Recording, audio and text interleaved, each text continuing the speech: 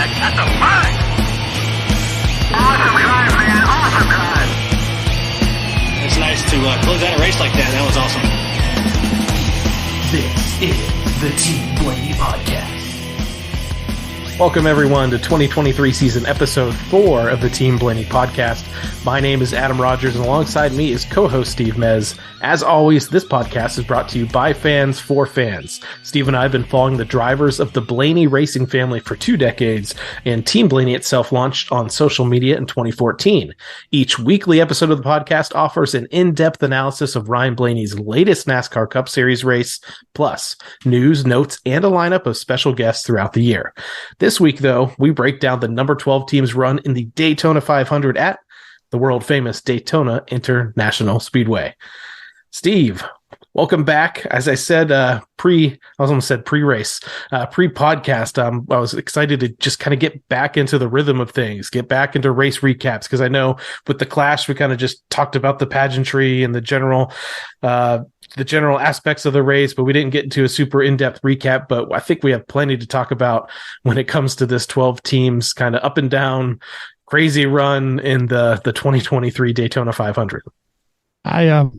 Perseverance is the word of the week again. Optimism is, always key to these things, but they never gave up and never quit on what they were doing. And when you just put your head down and you go, you'd be surprised what you can do. There was actually literally like surprised voices when they found out what their final position was, and getting there is the journey is amazing. But these guys wanted to win and compete for the win, and they felt that Ryan definitely felt, and the team definitely felt they had everything it took this weekend.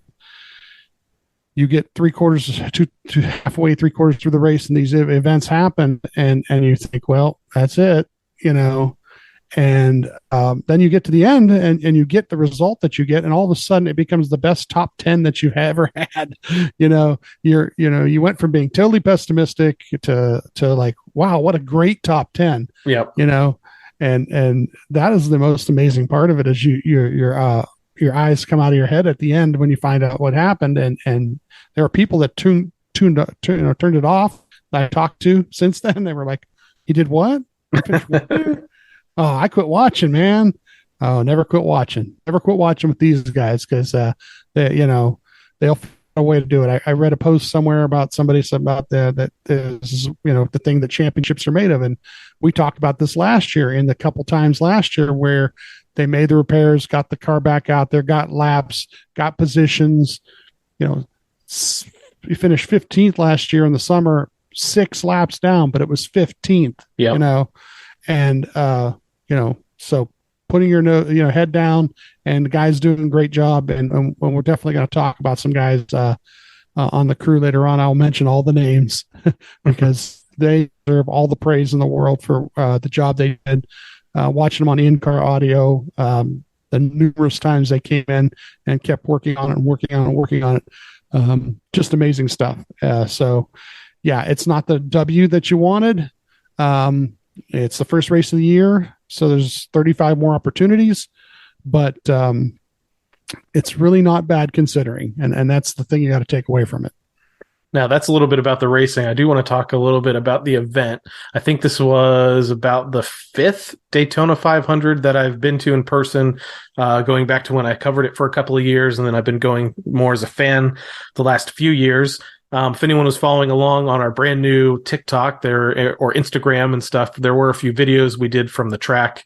Look for more of that this year, as Steve and I both attend races, pretty much throughout the year. I would say every couple of weeks, one of us is probably going to end up being at a race around the nation. So look for that stuff. But man, for the 75th anniversary season, I can tell you, and I know the Daytona 500 is a huge event, so there's already a ton of hype and a lot of effort put into the marketing and fan experience. But in all these years that I've been going to Daytona, I don't think I've ever seen an event that was as big as the 2023 Daytona 500 was, from banners, across the city, across the pedestrian bridges. There's two huge displays, or I guess I could even say 3 huge displays that NASCAR is putting on out in the Midway area, celebrating the 75th anniversary. They have a really big, and for anybody that has kids and they're bringing kids to the track now, they have a cool like NASCAR kids experience, just like a whole display area set up just for kids that are coming to races. And then they have a NASCAR experience 75th anniversary display where they've moved some of the driver Q&As and some more interactive things like, trying to do your own pit stops and some other stuff like maybe we even experienced ourselves like over at the NASCAR Hall of Fame. So the hype was huge for this race. The energy was huge. Crowd, I know that they've sold out the last couple of years, and I think crowd level maybe is about the same as last year because they did the complete sellout as well, as to where sold out the full grandstands, all the camping spots, and they even had these extra passes that we took advantage of where you could watch the race from the fan zone in the infield. Everything sold out. So I don't know how many people were there, but it was just a massive crowd. Incredible to see, incredible to be part of it. All the celebrities, the pomp and circumstance. And the one thing, they always have a great flyover during pre-race at Daytona. They gave us a full show of the Thunderbirds, air team from the U.S. Air Force, which was amazing. If anyone's ever been to a local air show where the Thunderbirds have come in and done a program, we were treated to that. Just in pre-race for the Daytona 500. So even before cars hit the track, one of the most unbelievable racing experiences that I've had. And I'm really glad that there's, 150, 200,000 fellow fans out there that got to see that as well. And hopefully, I haven't seen TV ratings yet, but hopefully a ton of people also tuned in on TV. So that's a little bit about the event. We talked a little bit about racing. Why don't we dive deep into that? Because I promised everybody at the top of the show, we do an in-depth analysis, strategy breakdown of Ryan Blaney's race. And this was an interesting one to go through. So Steve, take it away. All right, let's go back to Wednesday because that's when actual single lap qualifying happened. Of course, we got the single car qualifying. Ryan actually puts down the 7th fast lap, making that top 10 for a second attempt at the pole. But pretty much the cars at that point, no matter how long you can cool them off, you pretty much had what you had. And they ended up 7th overall, putting them in the first duel to start in position 4. The 48 took the pole. So once again, the Hendrick cars. But this year, the Fords were much, much better in qualifying. And this goes to show you that something with that nose is actually helping them. So as we find out in the race too. For the duels, he's got the 22 and the 21 in his duel, which is pretty awesome too. We got 2 teammates. We'll call the 21 a teammate all season long. Sure. Josh reminds Ryan about the choose cone here, and 48 takes the high lane for the start. And in the first lap, literally in the first lap, Ryan ends up they shuffled somebody out of the way. His lane, he's leading it all of a sudden. Josh goes, sweet, just kind of like that. That's all you hear is, sweet. He doesn't tell him to move or nothing because he didn't have to. All of a sudden his lane gets pushed to the lead. Yep. And the 23 is pushing him, and he's right off the bat, within the first lap or two, he's leading. By lap 3, he's leading, doing both lanes, trying to get the momentum. Whoever's got the momentum, get in front of him. At lap 6, the 1 is in the high lane, racing Ryan back and forth a little bit. But by lap 8, Ryan leads that low lane, and then the first 5 cars in his lane are clear. At lap 9, Ryan has enough time to give a little update on handling so that they know what to do when they do have their pit stop. At lap 10 now, the first 8 cars are clear. By lap 12, they're all single file. So they file it out. They realize that you can't really make a move without too much momentum on the outside. And we noticed at lap 18 that 7 of the top 10 are Fords. So the Fords have worked their way up in that line too to start with. So at lap 19, Josh and Jonathan are talking about what they're going to do with pitting, and they call it discount. is what they tell Ryan. Which once again, these names are great little names, but we really don't know what they mean until they actually do it, because they kind of change sometimes week to week on what each one means.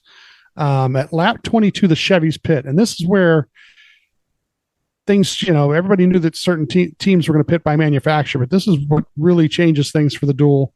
It seemed early too, right?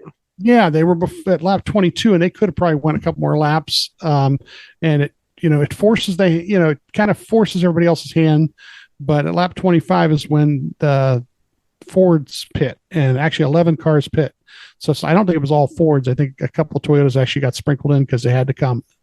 But what happened with the Chevys on their run of pit stopping is they weren't very organized. One or two of them got penalties. They did not come out in a total pack. So, those couple laps in between, the Fords made pretty good ground on them, almost catching up to them before they pitted. So they gained a gap to begin with. So like lap 26, as they come back out, Josh is telling Ryan about, they're about 0.6 faster than the other ones. So once again, like I said, they're coming up on them. Like I say, yeah, they didn't pit yet. So at lap 30, they're right behind the cars that pitted. And then at lap 31, Jonathan calls them all in. And I say calls them all in, they've got this text chain more or less for all the Fords. They've decided what their strategy is ahead of the race usually. And they decide to go ahead and come in. Right side tires, and Jonathan says you were going on him, not on the jack. Now, this is one of those things where he was leading the lane the whole time for 30 laps. So he's using more fuel than anybody else. So he cannot come out as quickly as everybody else. He has to sit there for a second or two longer, and this does shuffle him back a couple spots, unfortunately. But it's the thing you have to do if you're leading the race. And so the 22 and the 4, I believe, and I think it was the 20 also, because the 20 had pitted with them. Those cars get ahead of Ryan. So Ryan's P4 at this point. Like I say, he was taking more gas than anybody else. So now they didn't mention it after this pit stop, but I will say throughout the rest of the weekend across both series or all the series, they mentioned this fact a lot, that if you were leading a lot, definitely came up in the Xfinity race, or leading, a row for a long time, that you were going to burn more fuel. But yeah, I will say, it only took about 30 seconds after our first pit stop of the year that you started to see the first Twitter complaints. But I think folks were able to be educated pretty quickly on the fact that you're going to burn a lot more fuel, and you need to pack that fuel, because even between, I don't know if it happened much in the duels, but in some of these other races throughout the weekend, there's a lot of people running right up against the fuel capacity there, making some anxious drivers and anxious crew members out there. Yeah. You don't want to be short. If you came in and pitted and did the same amount of fuel as everybody else, and something happens and it's a little bit longer race than you anticipate, you're going to be short, and you just don't want that to happen. Because the worst part is, let's say you took the same amount of gas as everybody else, you came out in front of them again. Now all of a sudden you're leading again, using more gas than anybody else. So you have to kind of take that couple up extra seconds of fuel. At lap 33, the 17 is the guy pushing Ryan, and he's in third at this point behind the 4 and the 22. Lap 35, the top 7 are a second ahead of the second pack. And about 8 seconds ahead of that pack that pitted Chevys. So, like I said, they've got about 8 or 9 cars in their group. It kind of fluctuates, and then the next pack is 7 seconds back the whole rest of the way. Lap 44, it's the 22, the 4, the 12, the 17, the 20, the 21, and the 23. And no one's really pushing at this point. They're running in a nice tight group. They're organized pretty much single file at lap 47, and at lap 52, I've got them 7 seconds over that group behind them. And at lap 56, I got Ryan kind of peeking on the outside, like thinking about, now what we're going to do here is we're getting close to the end. So we get to that last lap, and it gets really dicey, because it all depends on who's pushing you, who you can get to, and who you can push. And once you do push them, do you have such a run that you can get around them? It's a pretty good job of slicing and dicing out of Ryan. He gets it to third, and the 22 wins. So it makes Ryan's starting position seventh. But Ryan says that the 22 can send him a thank you card. Yep. And Jonathan says, copy that. Let's just big one on Sunday. Yep. And mention Zane Smith was P8 in this one, transferring to Sunday. So he did pretty good at the open cars, making sure that he got in with that 36 car. So yeah, I mean, they're pretty much in position for Sunday now. They get all the way to seventh starting position, so on the inside lane. Pretty good duel, really was. I mean, you want to win the duel. Push Joey to a win again, or.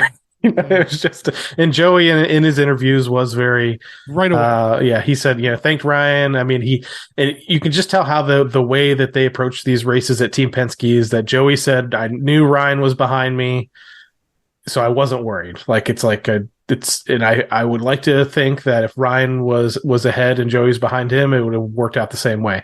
Ryan did make a move. Ryan still did make a move to attempt to win, but he kind of, I think, even said in his post-race interviews that kind of when he knew that he wasn't going to be able to win, he just stuck in line and behind Joey just to move on. But he had that 17 and the 20, with him or behind him, and it just he did not get a push. They were looking to make their moves too, and their moves were going to be out and around. So he just didn't seem to get the push. And then when he did come around 3 and 4, he ended up behind the 22 of all places. Yeah. So, he has another lap like that. Who knows? Maybe he pushes the 22 and then gets around the 22. But at that point, he was pretty much locked into all they could do was help Joey, not help anybody else. And no one was helping him. So, good news is, though, decent qualifying run, decent finish in the duel, sets up for a pretty decent finish to start the Daytona 500 in a clean car, no damage. And that's that. In that second duel, there was a crash that occurred there, so there's always that possibility of that happening. But they made it through clean, so that was definitely good to see. Yeah. So I went. I started looking at my notes here, and I'd have no notes on practice. My note for you on practice is and not even this practice that you're talking about, but the fact that there was no practice ahead of qualifying is that our very first car in Chandler Smith that goes out to qualify for the Daytona 500 on primetime television can't get going. And of course, I immediately send you a message saying, really could have used practice there, huh? Mm-hmm.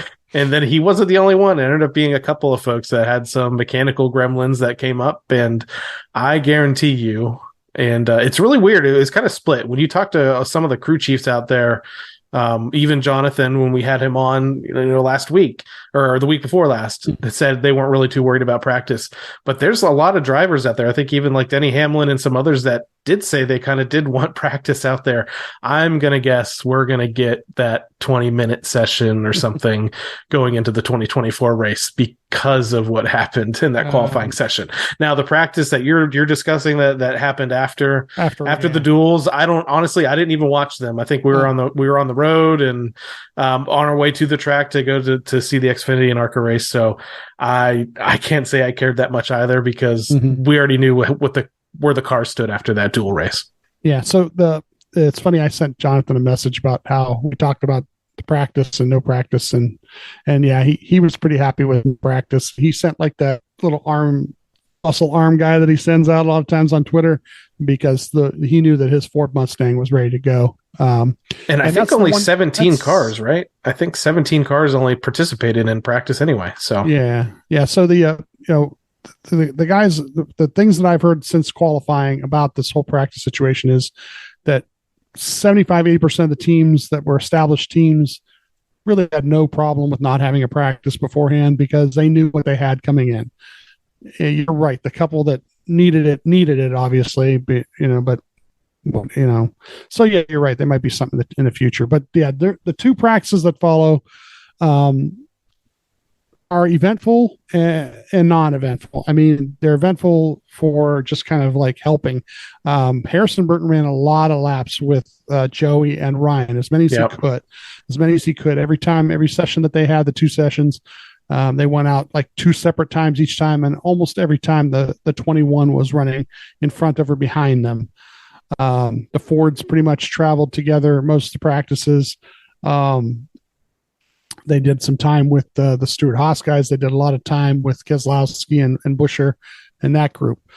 So as far as that was really good. Giving me just kind of getting that, how to use the nose and push guys, and they didn't bump a lot, but at least knowing how they could suck up to a car in front of them and how they would do out front. So the practice times are very deceiving because, once again, a lot of times the fastest car in a drafting session is the car 4th or 5th back in the line. Yep. It's not the guy leading the line around. It's actually the guy a little bit further back who ends up getting like a bump draft in there somewhere and running just a hair quicker. So yeah, the practices were great. I was, great. Also, I was happy they were uneventful because we've had Daytona practices where somebody tore up the primary car, and had to go the backup or change engines or something. So. And I think I mentioned the 17 cars. I don't know how many were in that first practice, but the second practice for sure, most of the people kept them in the garage. But I do think, like you said, the Fords went out there with Ryan and Joey and Harrison Burton just to kind of get a little bit in. But maybe they wanted to see what Harrison could do, get him a little bit more involved in the race and their strategy overall. So. Yeah, and it helped him. It helped him. You could tell he ran better. He did. He was pretty impressive, actually. Yeah, good portion of that race. So on Sunday, we get pit stall number 2 behind the 48 and in front of the 42. Stages, once again, are 65, 130, and 200. Fuel run, Bob has 37 to 42 laps, but later in the race, we find out that some guys think they can go a lot further if they're running in the middle of the pack. 8 sets of tires. I was just going to say, I have to say, this is the first time, and I noticed it when we were on the ground, and I did pull up Bob's little cheat sheet on where the pit stalls were. And I think this is the first time in a long time that the 12 car didn't have clear in or clear out on pits. Yeah. But he was, like, as you just mentioned, there's 2 Chevrolets on either side of them. So the biggest thing they're concerned about, I think, when they do pit under green flag conditions, is that all the Fords are coming in together. So he pretty much did have a clear in, clear out. And so, but it's just odd. I was like, wow, this is the first time I'm looking at one of these pit charts in, months, to where they didn't select somewhere that didn't have some space around them. Mm-hmm. And you're not going to do on green flag conditions. You're not doing a 4-tire stop either. So under the caution, they might do it just because if they do it then, they won't have to do it later or whatever. But and you're going on fuel anyway. So we had the 8 to the rear for his crash in the duels. He went to the backup, but starting 7th, 48 on the pole. Yeah, the flyovers and the shows on the radio.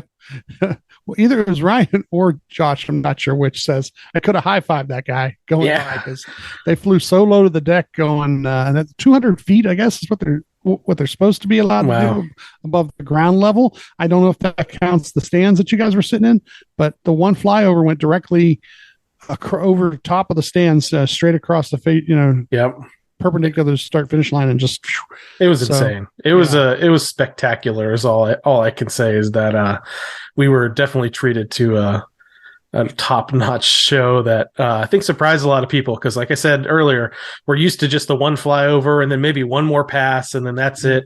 And I don't think everybody in the crowd was prepared for a full program from the Thunderbirds, and it was just awesome. I can imagine, especially Josh up there in the spotter stand, man, probably holding on. Mm-hmm.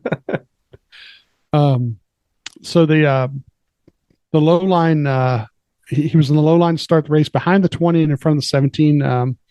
Roger comes on and tells everybody this is your year to shine. Josh gives a look, focus forward, which is something he likes to say a lot.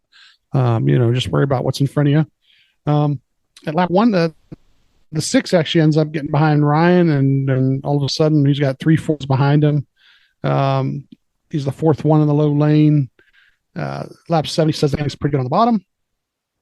And lap 9, the 22 says the 5 may be lifting to stay side by side with the 48. So the 5 and the 48 are kind of controlling the race at this point. And the Fords are pushing hard, though, to basically trying to push them the heck out of the way,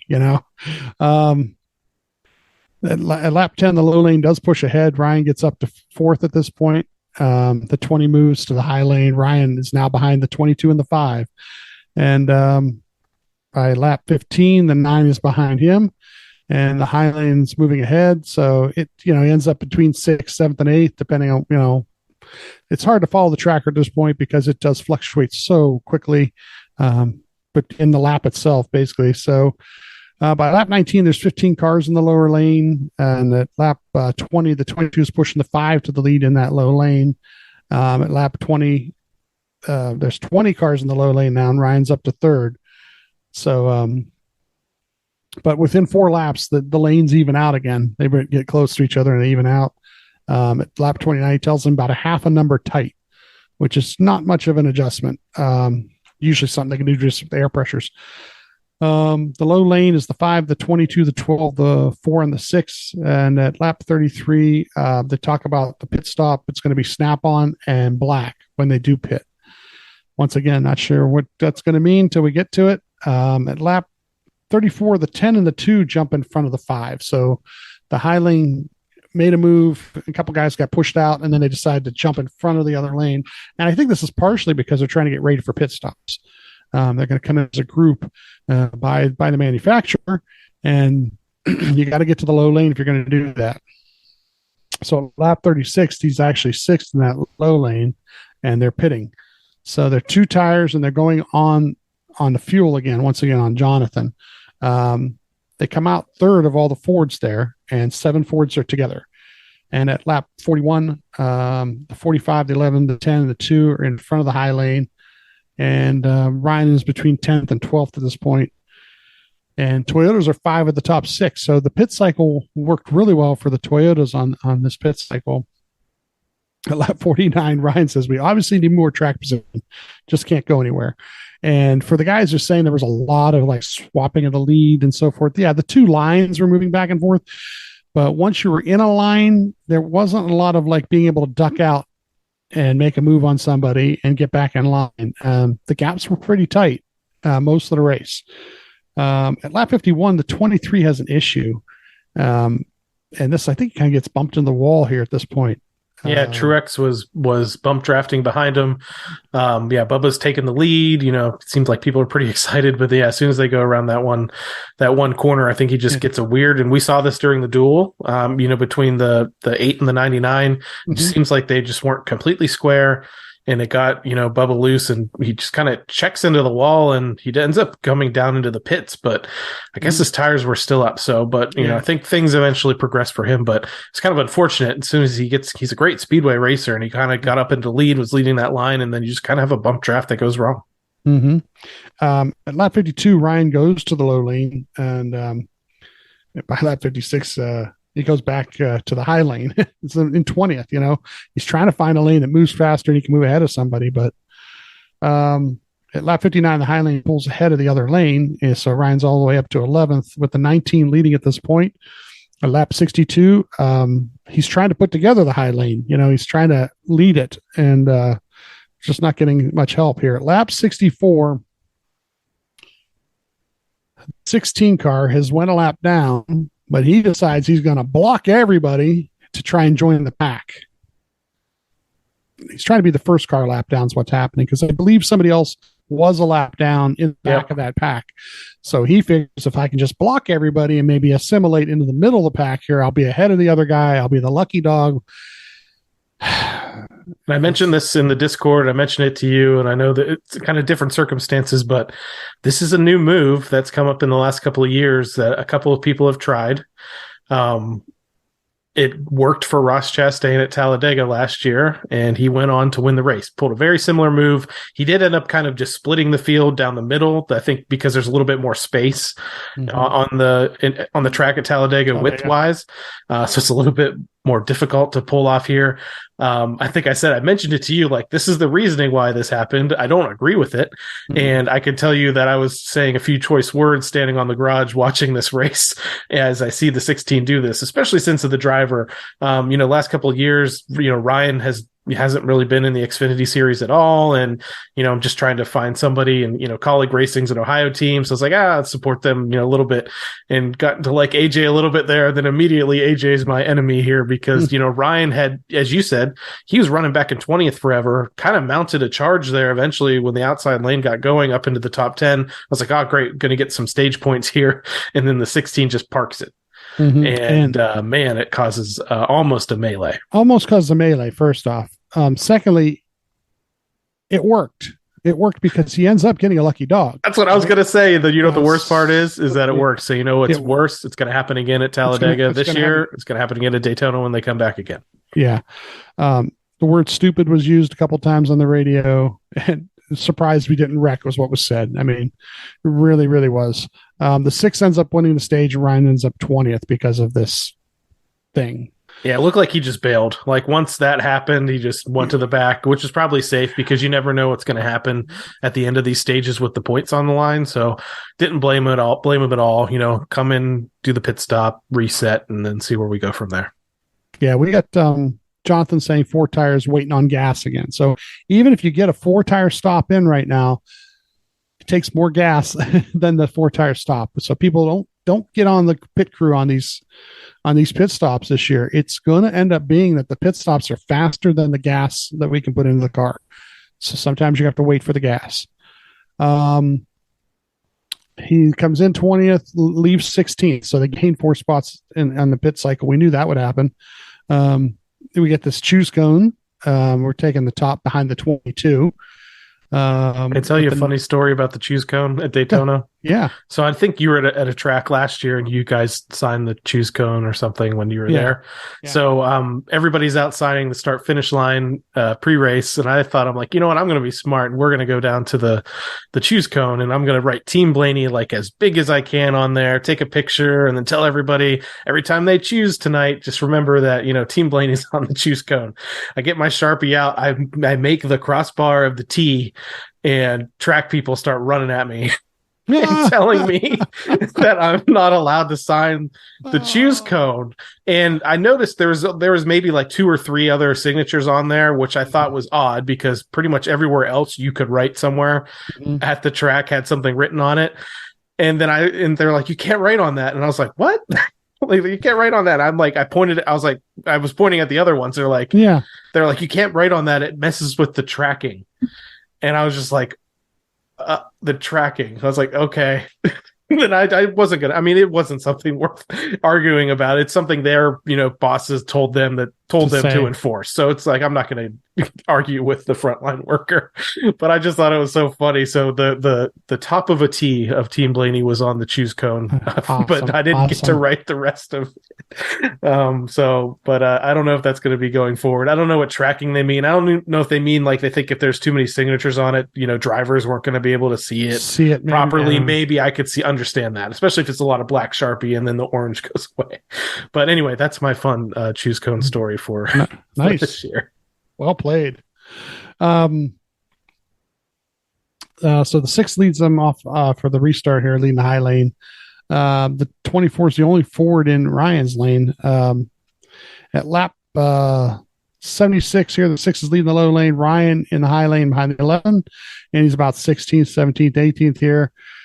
At lap 82, he is in 15th, and he tells everybody, hey, good news, I'm saving you some fuel back here. It's good to hear they got a sense of humor during some of this stuff. Lap 88, back to 17th, and then lap 93, the low lane is pulling ahead, and the first 6 clear the other lane. So,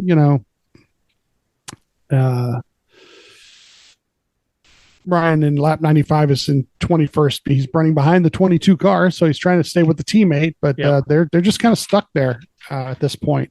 Lap 100, Josh says the Toyotas are getting down low, so that's something to look at because they're probably getting ready to pit.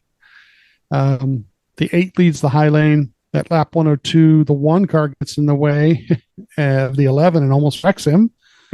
Those boys are back together again. They're magnets. They can't get away from each other. Even happened in the clash. That's it. 105 here. Josh says we're on the same plan as the 22, and they say this stop will be a number 2, whatever that means. So at lap 108, 18 cars pit, Chevys, Toyotas. Now they're P10 of the cars that stayed out. At lap 109, more cars pit, but they're still out there. And now they're up to P2, and all the Penske's are still out. Okay. And then at lap 110, they're pitting. Now, I wrote down call the race, and I put question marks and exclamation points right at that point because they stayed out longer than everybody else. They did run together pretty well. How well they execute this pit stop, how much they don't have to take as much gas. They were able to go further. Yep. So all these things are great strategy calls, and if everything stays green and nothing stupid happens, they really might have worked out here. So lap, what is that? 111, the 22 is leading Ryan. And the 19 is behind Ryan, and 17 is leading the high lane. So they have come back onto the track, stayed in front of everybody else. They got track position on a green flag pit stop by just executing and staying out a little longer. And then at lap 118, things happen. From what I could see, it was the 4 car and the 45 car, and there were interviews with Tyler, and he really wasn't blaming the 4. Tell you what, Tyler does not usually blame people. Tyler walked up. He didn't walk up. Tyler let Chase Briscoe walk up to him after the Bristol Dirt race last year and shake hands and smile and laugh. And, Tyler said he didn't think the 4. I mean, I listened to the interview. The 4 was pushing him, but he said he didn't think it was like egregious or too much or too aggressive or anything. He said, just how it works out sometimes. Again, just like when the 19 was pushing the 23 early in the race, just didn't hit him, perfectly square, and the 45 got a little bit loose, and man, it's unfortunate. It was like, it's like a game of inches there where the 45 comes back down and just clips the 12. And I know you're listening to the scanner. You said Ryan said he thought he'd saved it multiple times. Like 3 times. And then it just snaps up into the wall. Snap loose. First thing they tell them to do is maybe try to tell the guys to make sure the tires are clear, the fenders are clear on first. Ryan says the steering wheel's off about 3 inches, which really isn't much compared to last year's crash. Last year's crash, It was like he said it was way around. It wasn't even close. Jonathan says we're going to keep on working out, and they've the clock 7-minute clock now. The 45 is crashed out. 9's out.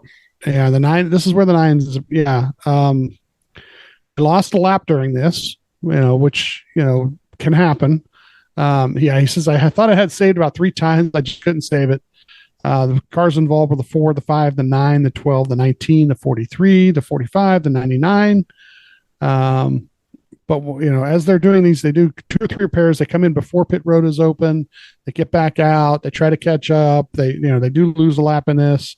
But so they're 33rd at this point, 1 lap down, and the restarts at lap 125. Now, they think they've got the fender clear. And we find out a little bit here that it wasn't the fender that caused this tire issue.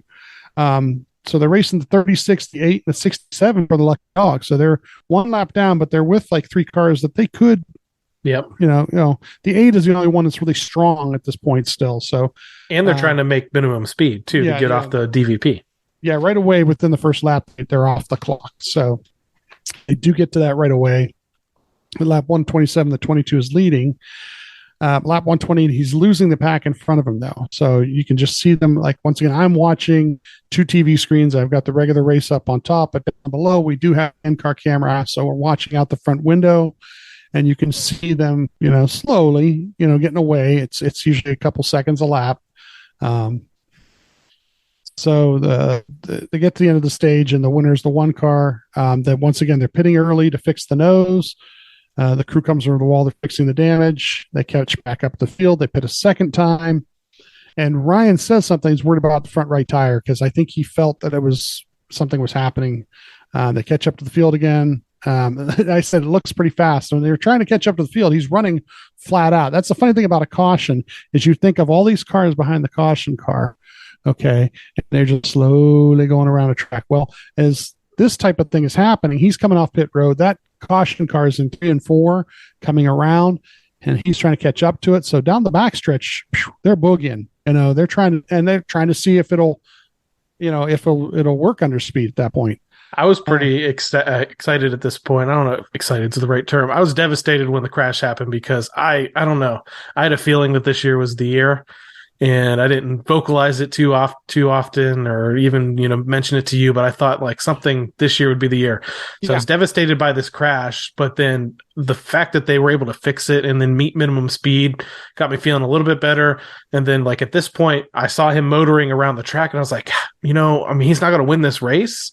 I was like, but they might still be, maybe I was even overly optimistic. I was like, they might still be in this, at least to, top 15, salvage a pretty decent run here. I thought maybe just even on their own speed, just the way the car looked. But you're right. When everybody else is going a lot slow, a lot of things will look faster when he's motoring around. But I was a little bit more optimistic than I definitely was when he was, sliding down the turn after hitting the wall. So lap 135, they still haven't given the one to go yet. This is a longer caution at the end of a stage break. It's really kind of weird for some reason. So they pit again.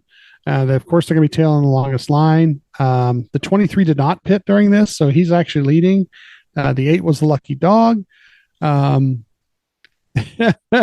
Josh says she's shiny, referring to the look of the car with all the bear bond and duct tape on it. The 36 and the 67 took the wave around. So they're racing the 15 for the lucky dog at this point.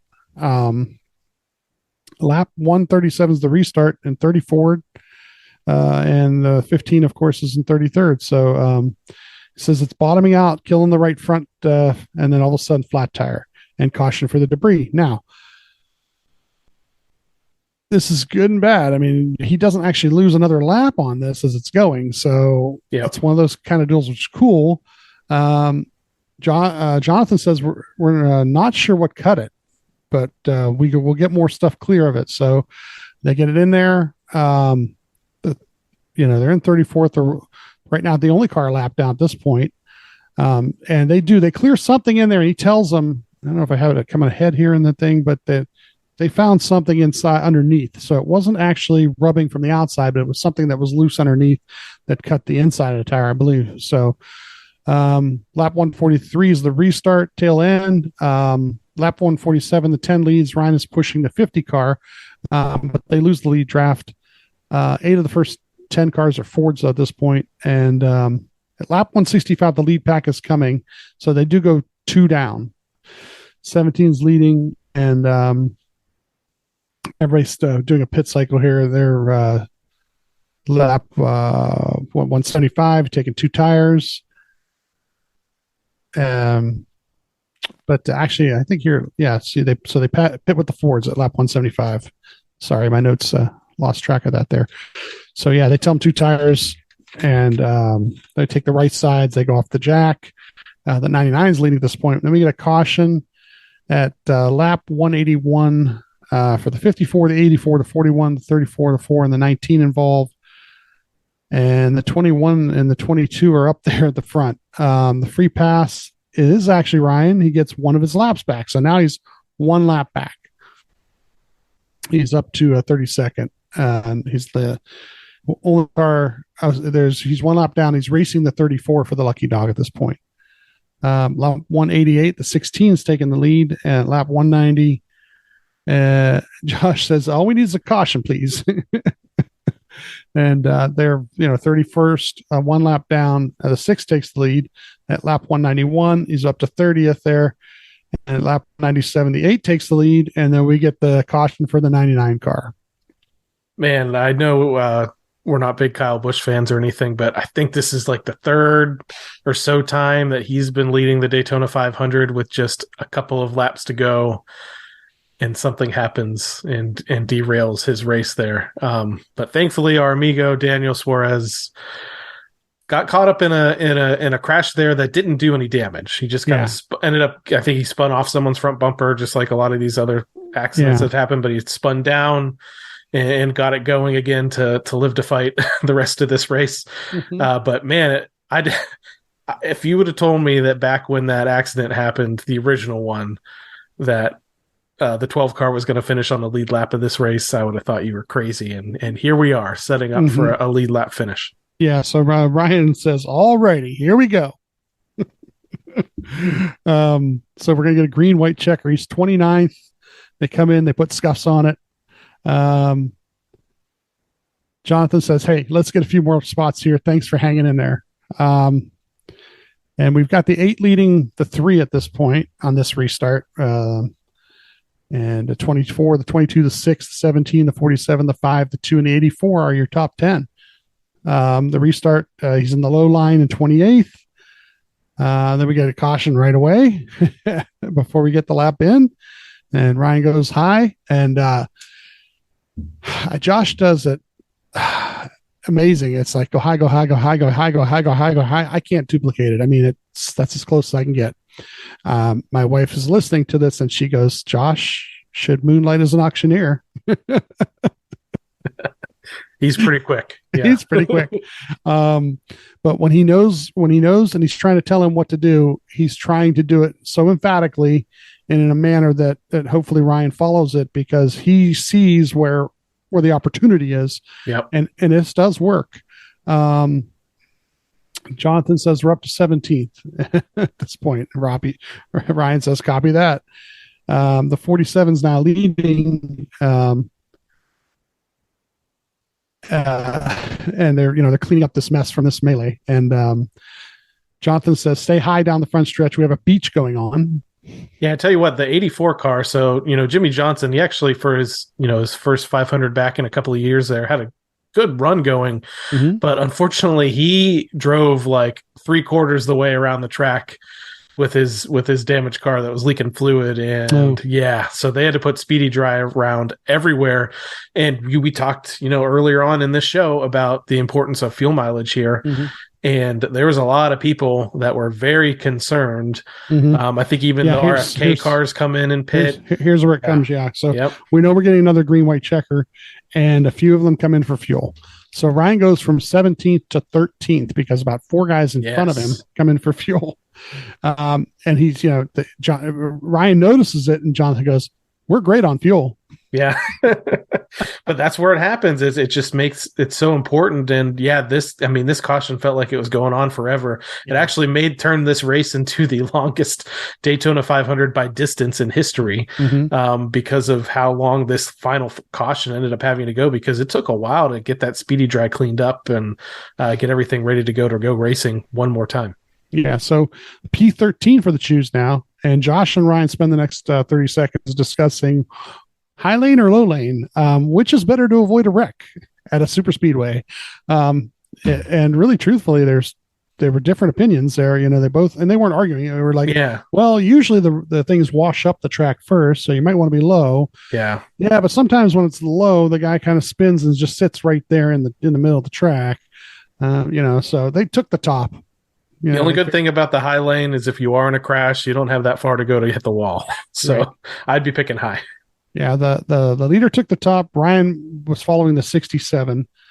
And I got it in the notes here right off the start. Ryan kind of gets shuffled out. I mean, there's enough damage to his car where people probably feel that they can't push him, and he really couldn't push anybody else. So, he tried to suck up to the guy in front of him best he could, but he kind of gets shuffled. Guys go around him. Then the wreck happens as the 47, the 22 are battling. That wreck happens right behind them. And the 5 car ends up sideways in front of Ryan, right against the wall. Bang. And we think, oh, well, maybe I get a top 20 out of this. But Josh is going, keep going, keep going, keep going, keep going, keep going. He says, go all the way to the line if you can. Go all the way to the line if you can. And once again, this is something we talked about actually before we start the podcast, is that sure, the field is frozen at the time of the caution and the winner's declared from that and whatnot, but the guys who pull away from the accident can gain positions compared to the ones who end up being broke down. And Ryan does this. The 47 wins based on this, but Ryan does this for an 8th place finish. It's pretty incredible. And you mentioned that the fact that, if you can get away from the accident and go across the checkers, it makes a difference. And I don't know where Denny Hamlin ended up finishing, but there's some video out there of his car limping to the finish, like sideways, the best he could. And then he just pulls off after he crosses the checkered. But that's just because it means so much, just to be able to jump ahead of those guys. But, so 30th with what, with 2 cautions to go, 13th on the green white checker, loses some positions though as they go there, and then limps after an accident to an 8th place finish. This is unbelievable. I thought Daytona, in the summer last year, where the crew did an amazing job of repairing the car and getting him back out there and then beating Truex by, I think, 3 points to qualify for the playoffs. I thought that was unbelievable. Obviously, it was a probably even more high pressure moment, but how this team came back and got a top 10 finish, a lot of it's by attrition, but still, it took all that dedication and hard work and the practice that road crew does, at the shop, the knowledge that they have.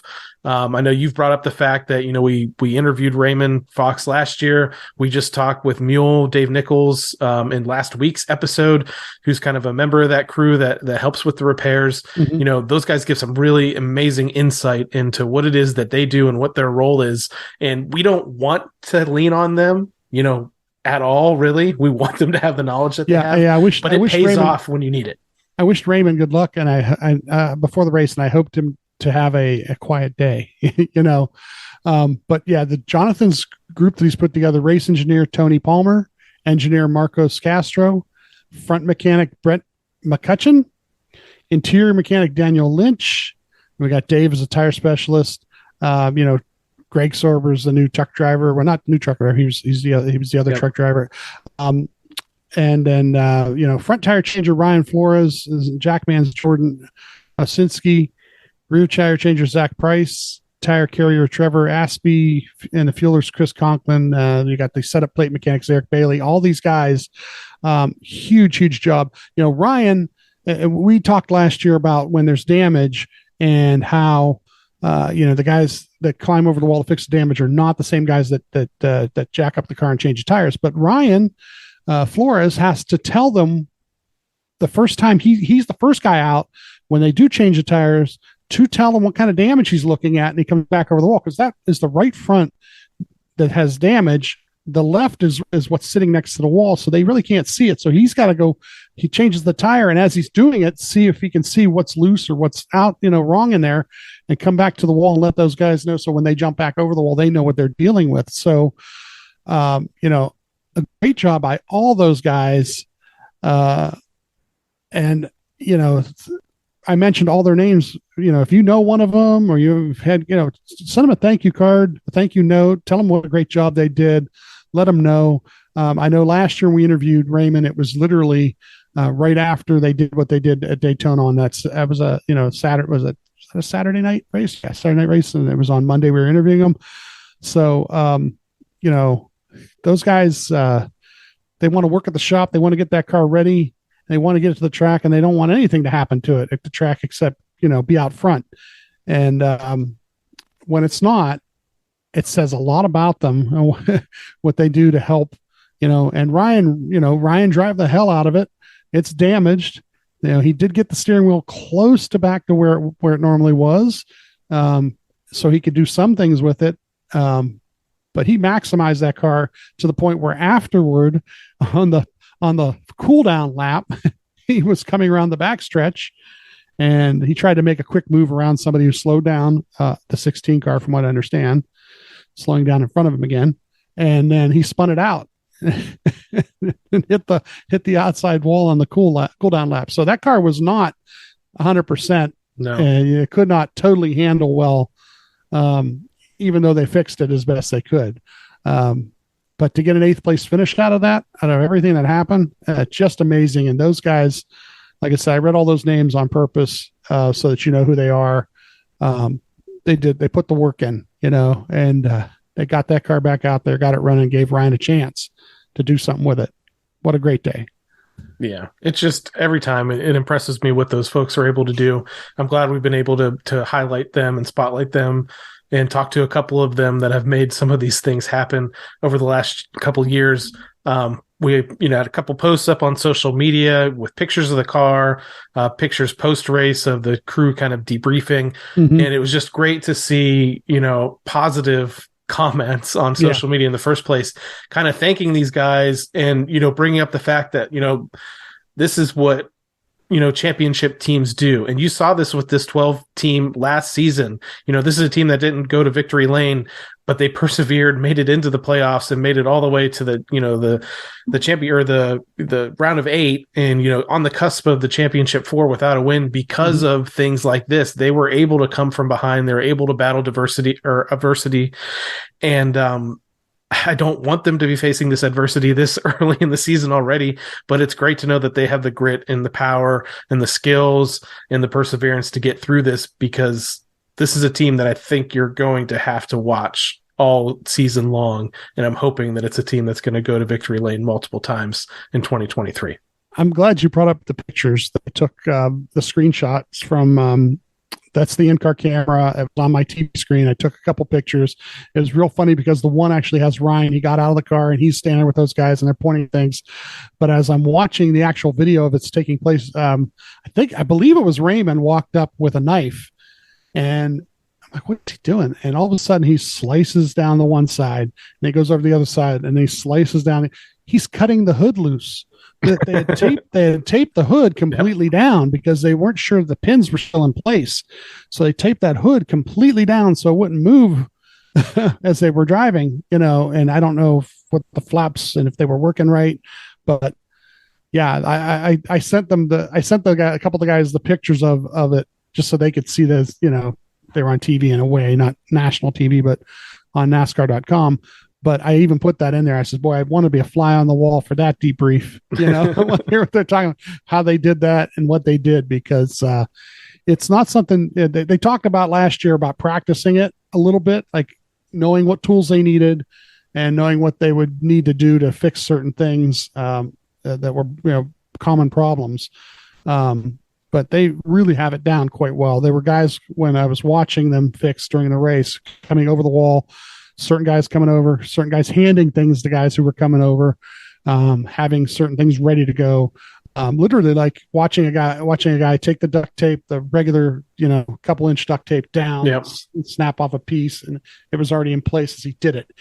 Things you don't think about normally, like, saving time on the way you do things, So they, just an amazing craftsmanship, fixing a wreck and making it serviceable. It bodes well for anything else that's going to happen the rest of the year in that regard. Hopefully this week we don't really need anything like that. So with everything that they're able to do this week, including some points that they earned in the duel, and the points they earned with their 8th place finish in the Daytona 500, Ryan Blaney sits 7th in the driver standings, tied with Kevin Harvick, 15 points back of the leader, which is teammate Joey Logano. The winner of the Daytona 500, the 47 of Ricky Stenhouse Jr., actually sits in the 3rd position, 4 points back of Logano. So Logano won his dual race, finished 2nd in the Daytona 500. That makes him your leader. Chris Buescher actually sits in the 2nd position in the standings, as again, Stenhouse is 3rd, Christopher Bell is 4th, Bowman 5th, Ross Chastain is in 6th. Ryan, again, is in 7th. So they head into this race weekend, the first week of the West Coast swing of the NASCAR Cup Series. So I know we were just out there for the Clash of the Coliseum, came back across the country for a couple weeks out to Daytona, headed straight back across the country again out to Los Angeles as the NASCAR Cup Series visits Auto Club Speedway for potentially the final time in its current configuration. Yeah, Fontana. You said Los Angeles, but Fontana. Well, you're right. And they're half out. Los Angeles is what NASCAR likes to say, that they're in the LA market. But yes, you're correct. Fontana. It's Youngstown to Cleveland. Okay, it's that far apart. So, yeah, they don't. They're not that close. And then you look at a weather forecast, and dare we say the words "owners points"? Yeah. Already, the weather forecast does not look good, and somebody already mentioned rain. All the way through the weekend and letting up by Sunday morning. So, which is crazy because you think we go out to California, and I mean, it's not a good thing that they're usually in, drought conditions and stuff. But of course, I mean, we've even seen rain or I think maybe even snow in like Las Vegas or something when NASCAR has been in town. So Yeah. unfortunately, yeah, rain is in the forecast for this weekend's race at Auto Club Speedway. The race is going to happen Saturday. You can catch practice and qualifying. I know Steve is going to be tuned in 2 p.m. Eastern time on FS1. The Xfinity Series race will kick off later in the evening at 5 p.m. And Ryan's on that broadcast again this week. So which again, yeah, we didn't mention. I mean, I didn't get to see the Xfinity broadcast because I saw it in person at the track. But from what I understand, things went well there, and looking forward to see him back in the booth again this weekend. You can catch the race. You can catch all that stuff on MRN. Sunday is race day, and the race is at 2:30 p.m. or 2:30 p.m. Eastern time is when race day starts on Fox. 3:30 p.m. Eastern time is when coverage of the Cup Series race is going to happen. You can catch that also on Fox. So Auto Club Speedway, I mentioned the fact that they think, at least this is the final time that we're going to be here in its current configuration, the big track. There's been rumors for a couple of years that they're going to shorten this down into a short track because they're trying to bring a short track out to the West Coast. Even the officials from NASCAR are still a little bit wishy-washy on this. They announced the fact that there's definitely not going to be a race at Fontana next year and have also said potentially also in 2025. They still might not be ready yet. And then over the weekend, they've talked to some series officials that still weren't like totally sounding like they're totally on board with the fact that they're reconfiguring the track and making it a short track. Now, they've already brought stands down from what I understand there. But I don't know, the racing, the unfortunate part about all of this is they made this original decision before the next gen car debuted, because the racing there had kind of gotten a little bit stale. And then when the next gen cars went there in 2022, that race was pretty great. Where do you stand on the fact that they're trying to reconfigure this track? Now, a part of the thing too is people aren't showing up to see the race too. So I can understand all the things, but racing wise, just if you're talking about a race, do you think this is a track that deserves to be preserved in the current form, or do you really not care, or are you looking forward to another short track on the schedule? It all depends on what you do with it. That's the thing, is that one of the descriptions I heard was a half mile like Martinsville, but with the banking of Bristol in the turns. How crazy would that be? It looked like one of your Hot Wheels slot car tracks, but it might not race badly. You don't know. How about they leave it 2 miles, but they change the banking and make it a little higher banking, because it's really totally way wide. Yeah. So if we change the banking and make it higher banking, all of a sudden it becomes a super speedway, correct? Yeah, I think Atlanta, they did that on a mile and a half, and it didn't. So I can imagine, that 2 mile turned into a super speedway. Super speedway, that would be quite interesting. A 2 mile super speedway, So there's so many different things they could do. I don't know what the logistics of time and money. Money is a huge factor because, from what I understand, as soon as they turn this into a short track, they are fire sale on all of the land around it. So, I don't know. I don't know what all these situations are for the ownership. So, having a different track to go to is important. California market, is definitely important.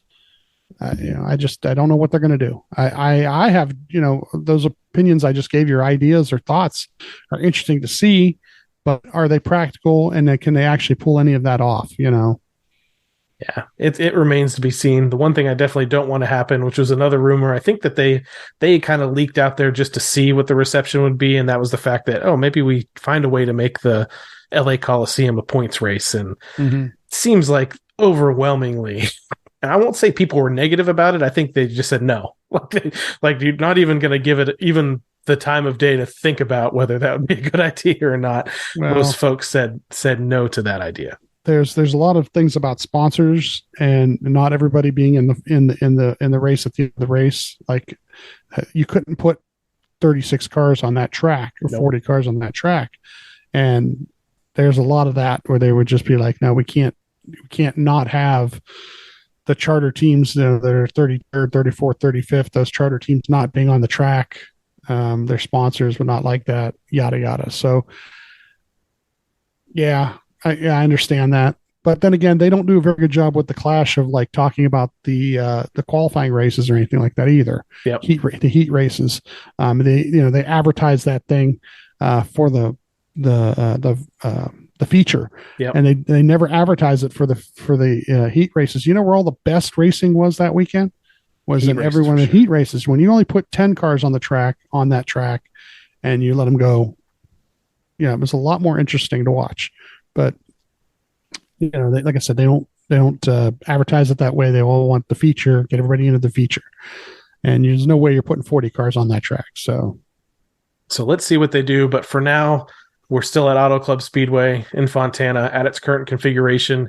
And Ryan Blaney's stats there, I feel like he always races really well there. Doesn't always necessarily get the finishes maybe that he deserves.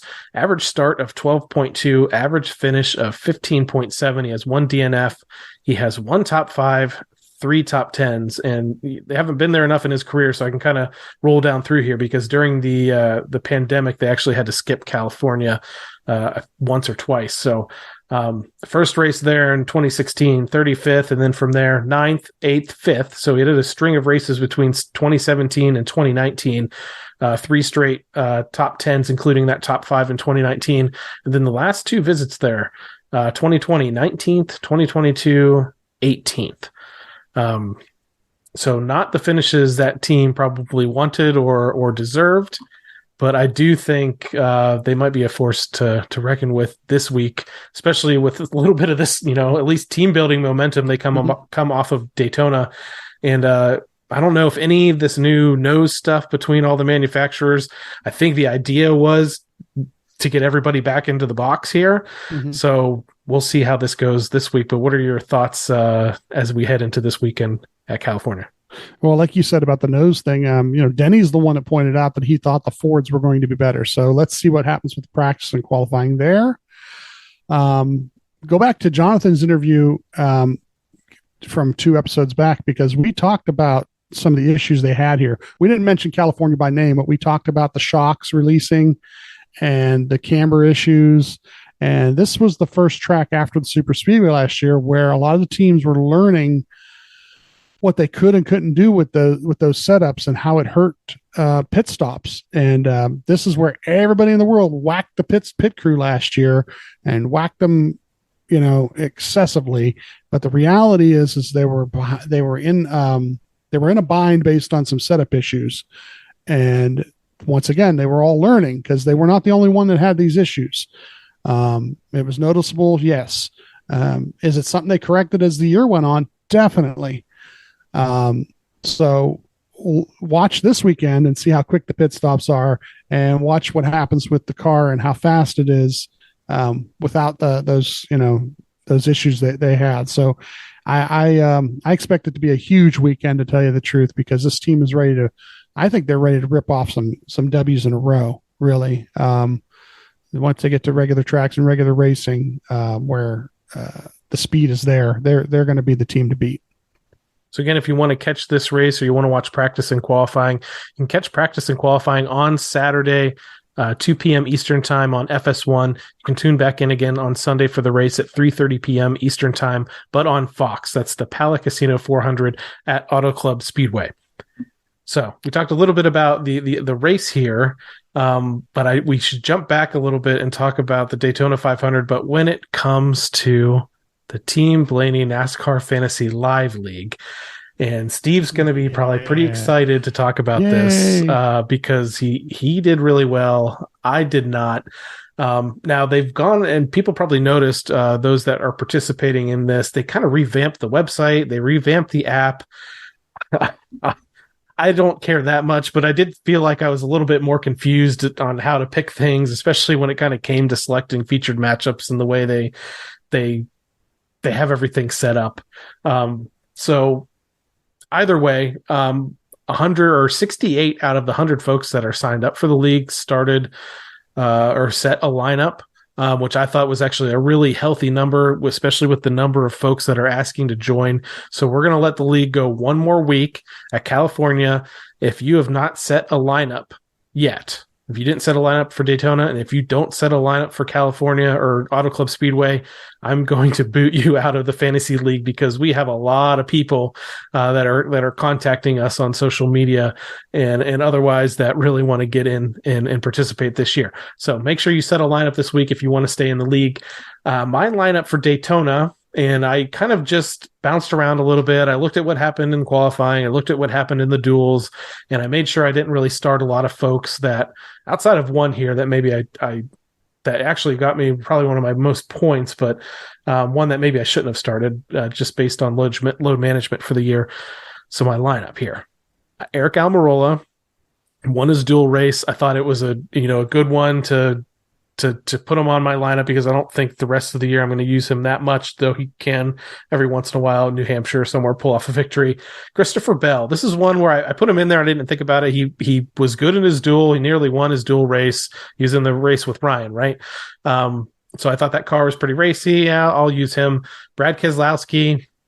RFK's been, outside of that win they had at Bristol with Chris Buescher, they didn't shine that much last year, so I thought it was worth starting him here. He's really good at super speedways. Kevin Harvick, Bubba Wallace, and I had Ryan in the garage. For my featured matchups, I picked Kyle Busch over Reddick. That was right. I picked Austin Dillon over Bubba. That was wrong. I picked Truex over Keselowski. That was right. And I picked Hamlin over Chastain, and that was wrong. So I kind of split the featured matchup. So I only got 20 points out of those. Didn't really have that. I didn't have a terrible day compared to some of the folks that finished down in the 40s and 50s and 60s. But I didn't have the day that you had. Can you go through what your lineup was and what the magic was behind getting this top 5 run? Yeah. Now, I did a TikTok talking about fantasy on the Team Blaney TikTok. So make sure you check those out. If you see them pop up, follow that, because we'll do some things like that as the year goes on. So I did one. And one of the things I pointed out is that a lot of these super speedway races, teams are racing for the victory, aren't necessarily worried about stage points. And you can't really, because sometimes you get caught in a line and you're 15th and you really aren't going to bully your way to a top 10. So you want to pick guys that want to run out front to begin with. So a lot of the Fords is what I said, so I had Ryan, I had Joey, and I had Harvick. Then I wanted to pick a Toyota guy, because Toyota's usually the same way. They want to try to run out front. So I picked Truex. And then I had Kyle Busch, because I really feel like he's going to try to prove something.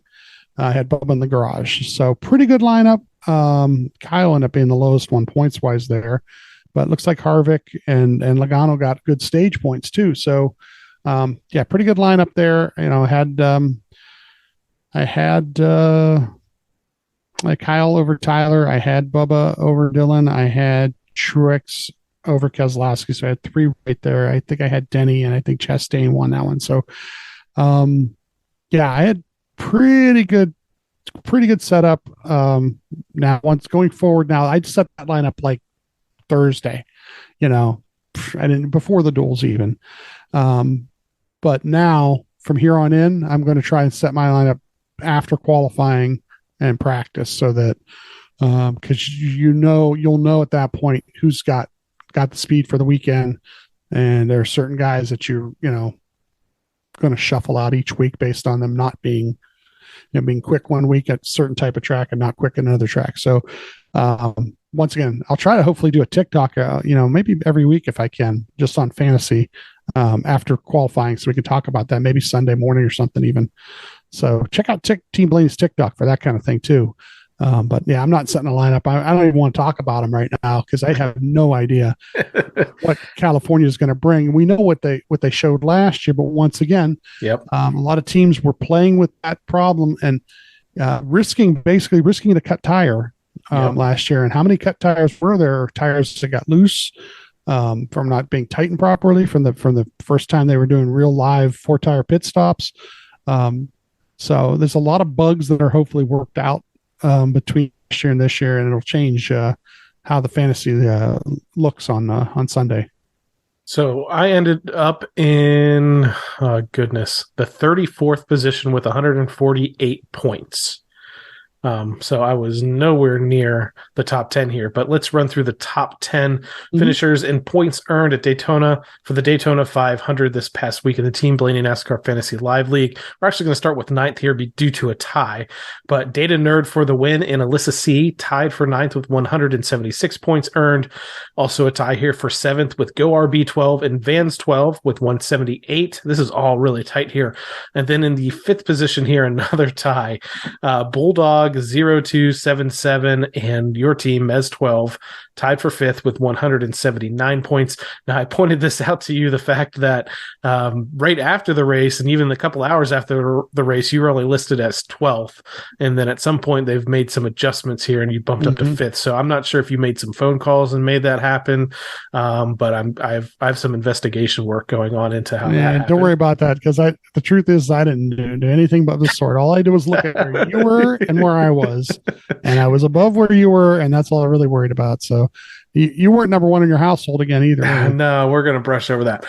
So again, in the another tie here for third here, we have Mike 21 and Teresa Doherty tied for third with 180 points earned, and then in second, all alone, Joe Lopez 188 points. And then Steel Lion holds down the first position with 192 points earned, which is, man, that's probably almost a perfect lineup there to lead the way in the Team Blaney NASCAR Fantasy Live League. Now, this is probably the easiest fantasy report of the year because we only have one race in, only have one set of standings to go through here. So that lineup there and points earned from Daytona is also our overall standings so far. So Steel Lion with 192 points is who you are aiming for this week when it comes to Auto Club Speedway. And I think you just said you don't really have an idea yet of who you're going to pick. And I think that's a good idea. I think I want to wait till practice and qualifying as well. And maybe I might even tune into our own Team Blaney TikTok and steal some of your observations and strategy. Thanks for telling me, because now I'm going to put a deep fake on you. It's just going to be bad fantasy advice every week, just so I don't steal it, right? Just for Adam, I'll wink at the camera. Everybody else knows when I wink at the camera, I'm just giving Adam bad advice. And why he picks, why he's picking Rick Ware Racing, I don't know. Oh, but Rick Ware Racing looked really good this week. Well, Steve, I think I said at the top of the show here, I was really excited for us to just get back into the rhythm of things, get back into talking about strategy, back into race recaps and analysis. Really was an awesome way to kick off the year with 3 straight interviews with Taylor Kitchen and then, crew chief Jonathan Hassler, tire specialist Dave Nichols or Mule. And then now we jumped right into our race recaps. But I'm sure throughout the rest of this season, we're going to bring on some more special guests as the years go on. But if this is your first time listening, this is kind of what we're all about. We want to give fans of Ryan Blaney, fans of Team Penske and the 12 team kind of a more inside look at what's happened during the race, why things happened, where they're running, where they should have been running, what's going to happen next. Just something you're not necessarily going to get from TV all the time because they're just not going to take it to the level that we do, which is kind of maybe to the extreme. But I know you really enjoy taking those notes during the races and just getting it all out there, just talking it through sometimes maybe helps us get through the bad finishes and maybe even makes us even a little bit more excited for the good finishes, especially when we get to talk about how strategy pays off. Yeah, it's nice because we've gotten to know some people.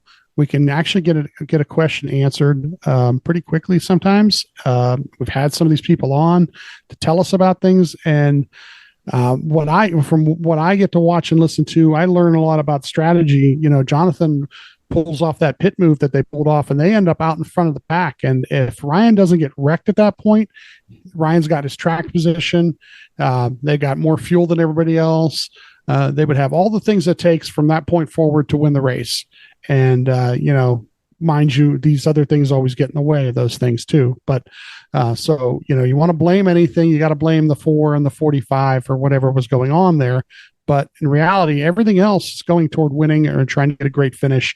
And like I mentioned, all the names, Raymond Fox and, Brett McCutcheon and Daniel Lynch and Dave Nichols, those guys going over the wall and fixing the car. because it's more than just one guy. I mean, we're cheering for Ryan, and Ryan will be the guy that gets out in victory lane, and he's the guy that put that car there, definitely. But some of these other guys behind the scenes deserve some recognition too some days, you know.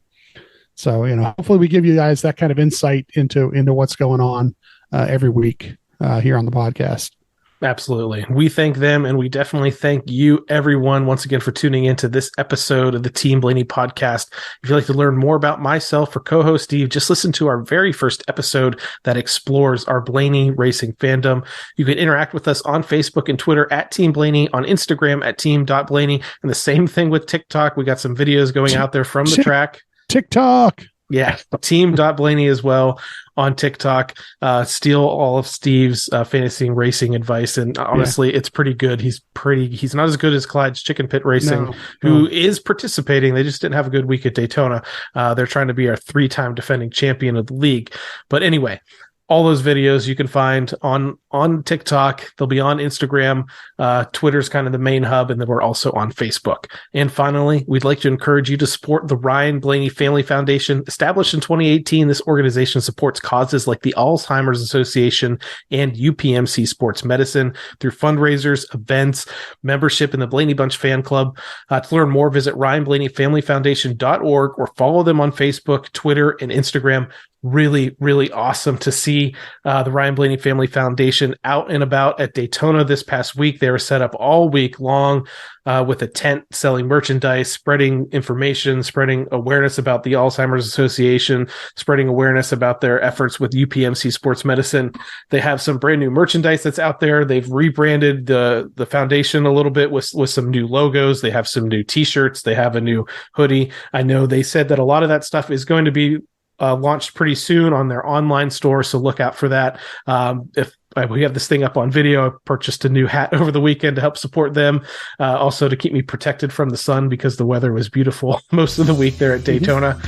So I had a chance to stop and talk with Patty, who helps them run that thing. So really great to see them, and we hope to have somebody on there soon to talk about some of their initiatives that they have going on throughout the year in 2023. But for now, and for my co-host Steve Mez, I'm Adam Rogers. We'll catch you next time right here on the Team Blaney podcast. Good night, Brussels. Check out the TikTok. Well, thanks everybody for coming. I hope you enjoyed it.